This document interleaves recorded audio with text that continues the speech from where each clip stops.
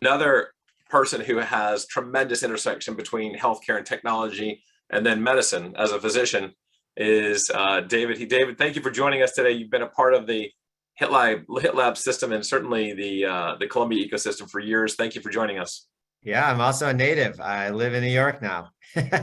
Great to see you in New York. Outstanding. And just give everyone a little bit of background on what you do at Microsoft as the Global Chief Medical Officer and the VP of Healthcare.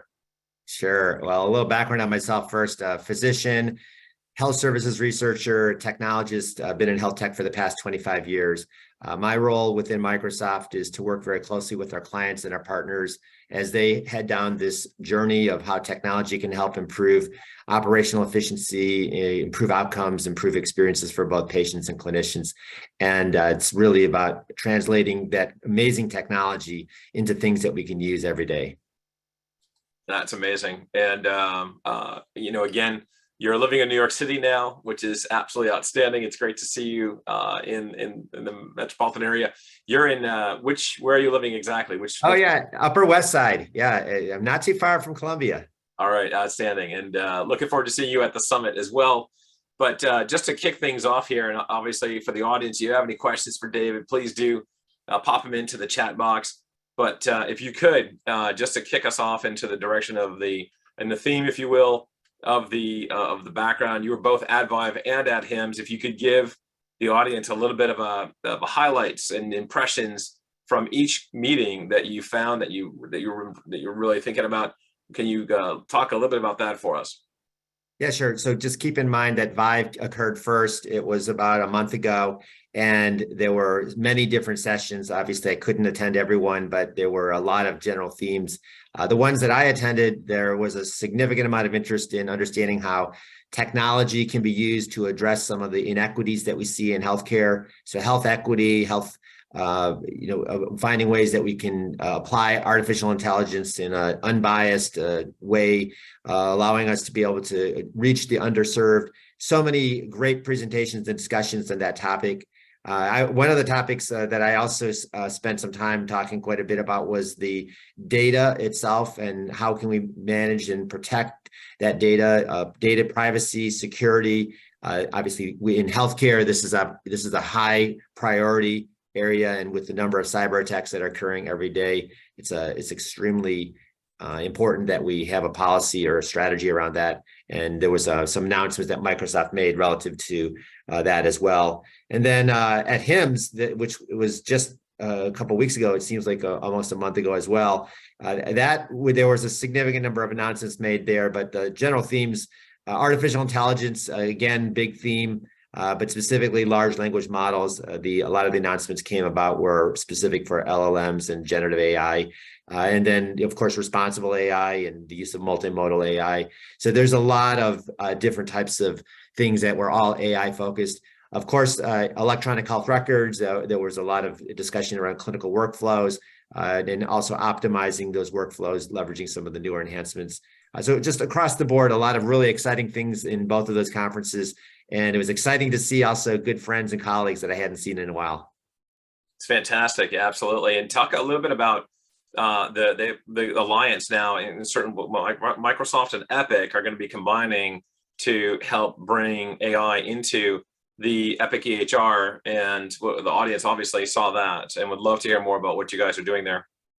Yeah, this has really been a long-standing partnership that we've had with Epic. It was just one of those things that was perfect timing for us to be able to announce not only the elements of our partnership around how one can do Epic on Azure, so really kind of taking full advantage of the commercial cloud, but also ways that we could apply the large language models, specifically generative AI, on to existing workflows within Epic. And the use case that was the very first one that we highlighted was the one that related to the Epic in-basket. And it was obviously something that a lot of clinicians have been looking for. And really what it does is it as the messages come in, it auto triages them and decreases the number of messages. And then for those that are actually surfaced up to the clinician, many times the clinician does have to respond back. And there's an auto generation, a note generation piece using the large language models. So you can take that note, and if you want to use it and tweak it, you can set it up. That will save you a tremendous amount of time. If you think it's maybe not quite right and you don't want to use it, no worries, you don't have to use it. But it really is this model of what we refer to as co-pilot, where we're trying to create tools and that will help the clinician, not replace the clinician. And so as they think about all the mundane and administrative tasks that they have to do in terms of looking things up, writing things, documenting, all of that could be automated. And what we're trying to do is we're trying to create the tools that will allow the clinicians to have a better experience. That's incredible. No, and I think a lot of what we hear in the ecosystem is, physicians worrying that AI is going to take their job away and that there's not going to be a need for radiologists in 10 years because it's going to be done by folks offshore and folks using AI. What's your response to that? I mean, it seems like it's like you said, like patients aren't ready to get anywhere near that right now, and trusting AI, trusting any computer with their healthcare. What's your perspective there? Well, I think largely the reason why this has come up is because the large language models that we're seeing are performing at a level that we've never envisioned AI to perform at. And just a classic example is when you look at the USMLE, the United States Medical Licensure Examination for clinicians. And we're not talking about medical students or residents. We're talking about physicians that are, practicing and right there in clinical practice. The questions that are on that test are really hard. They're things like an 80-year-old individual with multiple comorbidities presents with all these different crazy symptoms, and here's the lab findings, here's the physical exam findings, here's the radiology, what's the likely treatment, or what's the likely diagnosis, and what's the likely treatments. These are the questions that clinicians struggle with, and to be able to perform at a 90% accuracy on that is amazing. And there have even been some thoughts that even the 10% that it got wrong, it wasn't really, it was reasonable, some of the things that they were looking at. So we're looking at a technology that has incredible potential to be able to do certain things. But at the same time, there is always this concern that there will be errors, and that, what we oftentimes refer to as hallucinations, where this information is presented and it was sort of made up, or it wasn't really accurate. And that is a real issue with large language models. And so what we do need to think about is how to put those safeguards in. And so this is why responsible AI has become one of the big topics that we talk about. And with responsible AI, it means not only putting those safeguards in, but let's start with the high impact, low risk use cases. And the things that, when I mean high impact, think about from a clinician perspective. We're overloaded with administrative burden with so many different tasks, whether it's documenting into the EHR, whether it's answering a series of emails, and whether it's also even doing some of the work around prior authorization. That type of work can all be automated. We've got tools now that can help us. And these are the types of use cases for the technology that will be extremely valuable, but always with the human, or in this case, the clinician in the middle, reviewing that content, making sure that it's something that they feel comfortable with, and then helping them so that they can take better care of the patients. That's incredible. What a very detailed explanation too, but certainly in short, no one's envisioning a time where healthcare is going to be delivered by AI or by robots or anything like that. So that's good news, I think, for all the physicians that are in the audience listening to this and watching.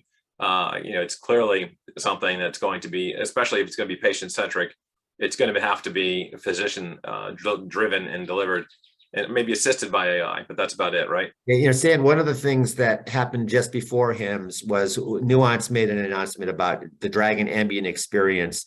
It's called DAX Express, and that also incorporates the large language models. And essentially what it does is it takes the conversation that a patient and a clinician have, it converts into a note, the clinician reviews it, and then it can be uploaded into the medical record. This saves the clinician a tremendous amount of time, but it also improves the patient experience.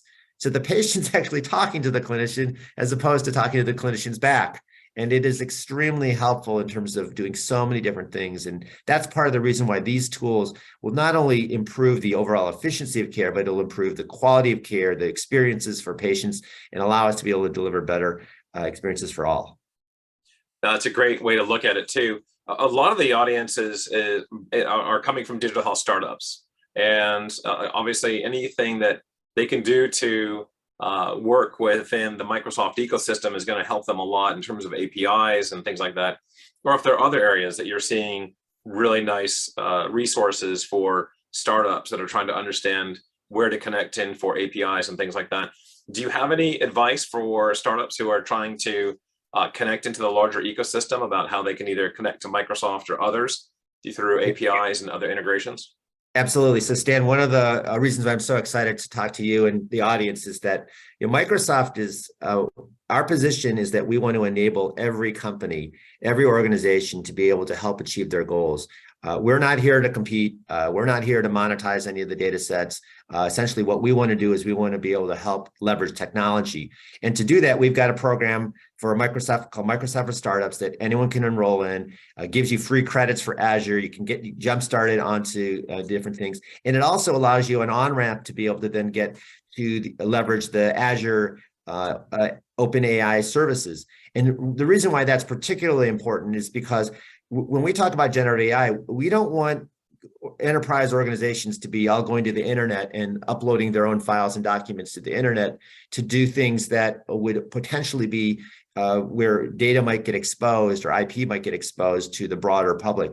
Use it within your own secure Azure tenant, and it allows us to be able to then build and craft new types of LLM that you will essentially take ownership of as you start thinking about those experiences that you as a company or as an organization can provide to your customers. And so this is really the best way for us to start thinking about how large language models can be used by any organization, whether they're a startup, medium-sized, or large one. And what we're recognizing is that large language models, generative AI, will disrupt the healthcare industry. It will disrupt every player, and it's worthwhile for every organization to start thinking about how it can be applied within their own clinical use cases and also within their own products. That's incredible. I mean, that's a massive piece of advice for the audience here. So again, for folks listening in to that, look that up. That's really helpful. And last question, David, we've got about 2 minutes left. What, in terms of the future of this and where it's going, this amazing ecosystem called digital health in the United States, and we just had Glenn Tolman on, who talked about how the U.S. percent of healthcare of the GDP, when we talk about a GDP of about 23 trillion in the U.S., and we've got a healthcare expenditure of about 4 trillion, so we're running at about 17-18% of GDP. The next highest country is Britain at about 11%. What are you seeing digital help us not only improve patient outcomes, but reduce costs and increase value in the healthcare system? What's the biggest single digital lever, if you will, that'll help do that? Yeah, so to build off of what Glenn shared, we are in a crisis. The crisis is that clinicians are burning out. They're leaving the practice. We don't have enough highly qualified individuals to provide care to multiple individuals across the world, let alone even within our own cities. The healthcare systems, the hospitals are losing money, billions of dollars. The total cost of care is rising. We now have valuable tools that can help address this. With artificial intelligence, large language models, if they're applied in these areas to address clinician burnout, remove the waste from the system. We know of the nearly $4 trillion spent in healthcare, about a quarter of that is waste. That can be optimized using these tools and these technologies. We have an opportunity to be able to elevate the performance for our clinicians and our system, and there's a need to do it right now. Yep, that's fantastic. And so, again, really, really insightful words of wisdom from David. Appreciate it. The Global Chief Medical Officer and VP of Healthcare at Microsoft. David, thank you for joining us today. It's been my pleasure. Thank you.